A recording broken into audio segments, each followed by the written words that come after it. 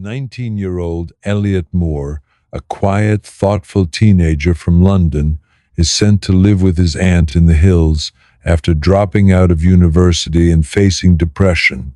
He's emotionally distant, a poet, a dreamer, and feels the world has no place for him.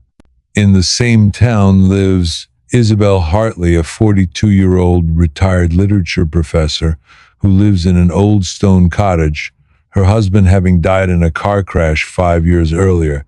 She's elegant, emotionally guarded, and spends her time painting by the fire. They meet at the local library, borrows a rare poetry book, and she notices he didn't check the last page, where a poem is handwritten in fading ink. She stops him gently and tells him. He returns the book and they talk about poetry. She invites him for tea the next day. He accepts. A simple scene, books, mismatched teacups, snow outside.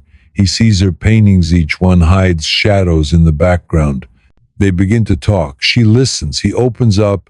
She finds him intelligent beyond his years, aching but kind. He finds her presence calming, older, wiser, but not judgmental. Their meetings grow over books, firelight, and walks through snowy woods. They talk of life, grief, art, and forgotten dreams. They don't flirt, they don't even touch hands, but there's something palpable. The world outside melts when they're together. She tells him about the miscarriage she had years ago. He tells her about his father walking out. Their wounds begin to speak. People in the town begin to whisper. A young boy, a lonely woman, inappropriate, they say. He hears it. She sees it in the shopkeeper's eyes.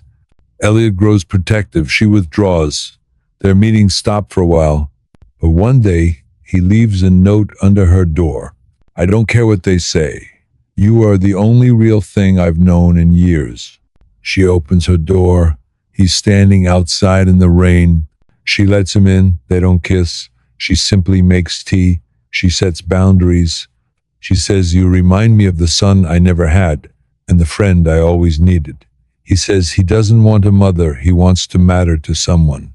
They decide to keep meeting, but only for the sake of healing, not romance. They read stories together. They walk by the lake. They write letters to their past selves and burn them in her fireplace. Their bond grows, unspoken, invisible but stronger than most love stories. Elliot receives an offer to study poetry in Florence, a scholarship. He doesn't want to go. She tells him he must. You're a boy with wings, she says. Don't let my silence become your cage. They walk one last time along the snowy path where they first spoke. They hug long and trembling. He whispers, you were my winter, and I'll always miss the cold. He writes her long letters, poems, postcards. She keeps them all. She starts painting again, this time with color. She joins a book club. She opens the library again. She smiles more. Elliot, now 27, returns with a published book of poetry titled Whispers of Winter. He dedicates it to the woman who taught me that love has many shapes, some never fade, even with the snow. She's at the book launch. Her hair is grayer, her eyes still soft. They share tea again, a different season, a different kind of love, a bond that transcended time, expectation, and labor. If you like our stories, please like and subscribe to our channel. I will be thankful.